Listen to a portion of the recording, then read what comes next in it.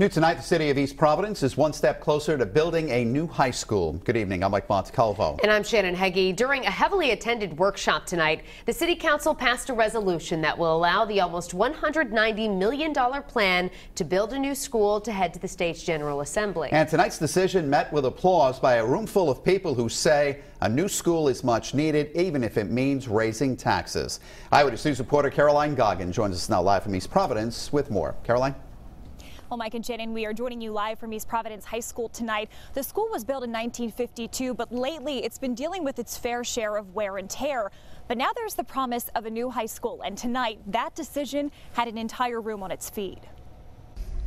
We took you on a tour of East Providence High School last December. Much of the 67-year-old building in disrepair. Cracked ceilings, rusty pipes, some areas even blocked off to students due to safety. Going to other schools, whether it's, traveling out of state as a coach, seeing the other facilities, we're way behind. Robert Rodericks is an East Providence native, a baseball coach, and employee at Martin Middle School.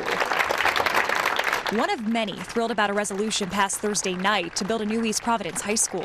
If it's going to directly affect education, the community, and the kids in this town, absolutely, 100%, I'm all for it. The projected $189 million plan passed the East Providence City Council, a worthy investment, says Superintendent Kathryn Crowley. So this is going to give them the 21st century high school, and I'm just thrilled for them. And we hope to bring more students back into East Providence as well with this new high school. But funding a new high school will mean an increase in taxes for East Providence residents. How much is still to be determined. It's significant for some people, but what I'm hoping is the governor's bond issue is going to pass, and with that comes some upfront money.